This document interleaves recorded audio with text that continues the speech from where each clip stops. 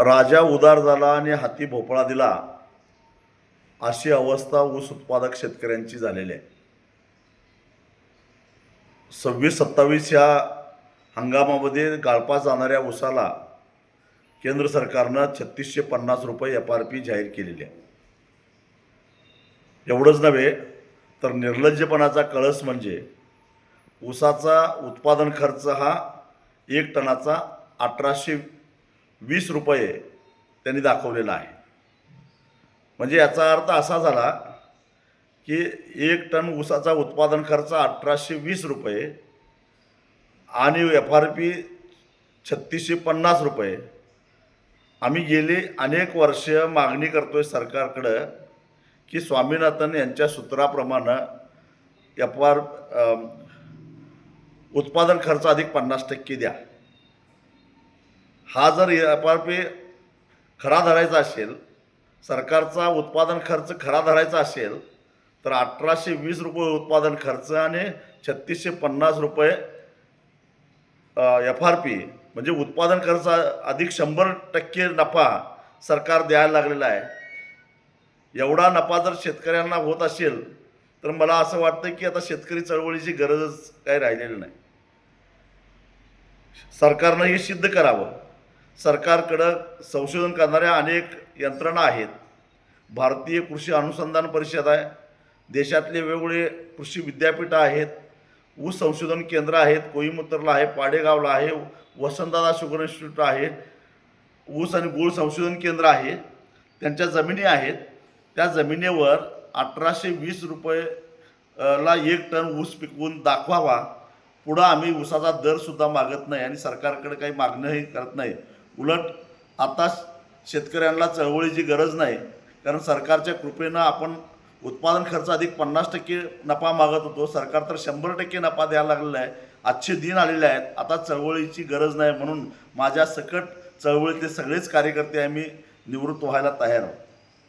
आणि हे जर सिद्ध करता येत नसेल, कुठल्या संशोधन केंद्रामध्ये तुमचा पेपर तयार झाला, रिपोर्ट तयार झाला, त्याची माहिती उघड करा, अन्यथा देशातल्या शेतकऱ्यांची माफी मागा. या अशा प्रकारे भूलथापा द्यायचं आता बंद केलं पाहिजे. गेल्या वर्षभरामध्ये रासायनिक खताचे जे भाव वाढलेले आहेत, अर्थात त्याला जबाबदार केंद्र सरकारचं धोरण आहे. खतावरची सबसिडी कमी केली, डॉलर महाग झाला, आखाती युद्धजन्य परिस्थितीमुळं कच्चा माल वेळेवर न आल्यामुळं किमती वाढल्या. म्हणून महाग दरामध्ये आज शेतकऱ्याला खतं घ्यावी लागतात.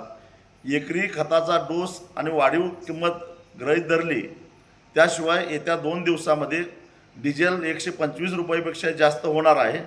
आणि त्याचा उत्पादन खर्चावर होणारा परिणाम, तोडणी वाहतुकीवर होणारा परिणाम, ह्या सगळ्याचा जर काही हिशेब केला तर एका टनापाठीमागं जवळपास 140 ते 160 रुपये खर्च वाढणार आहे.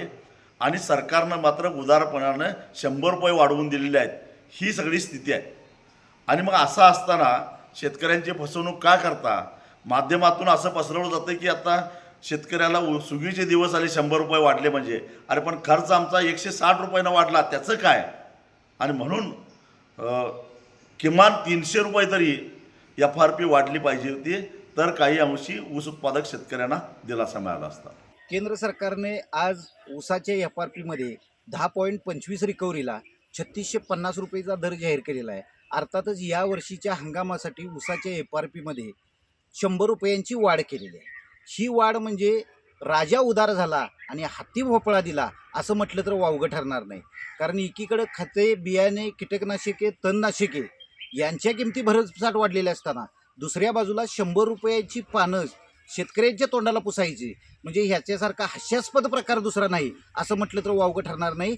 कारण खताच्या किमतीचा रेशो जर बघितला तर गेल्या हंगामामध्ये 1600-1700 रुपयाला मिळणारी खताची बॅग ह्या वर्षी 2100-2200 रुपयेपर्यंत पोहोचली. त्याचबरोबर 280 रुपयाला 1 लिटर मिळणारी कीटकनाशकाची बॉटल हिची किंमतसुद्धा 380 रुपये झाली.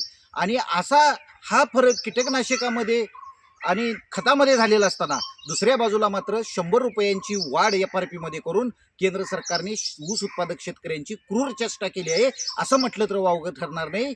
म्हणून एका शब्दात जर या 100 रुपये वाढीचं वर्णन करायचं म्हटलं एका वाक्यात तर असंच सांगावं लागेल, ऊस कारखान्याला वाढ फरकड्याला, शेतकऱ्याला मात्र पाला, ऊस उत्पादक शेतकरी मात्र कर्जाच्या वजाखाली मेला. आम्हाला जास्त नको पण रास्त भाव द्या, हीच आमची पहिल्यापासून ऊस उत्पादक शेतकऱ्यांची मागणी आहे. आणि हमी भाव उत्पादन खर्चावर आधारित आम्हाला हमी भाव मिळावा एवढीच अपेक्षा या निमित्तानं आहे.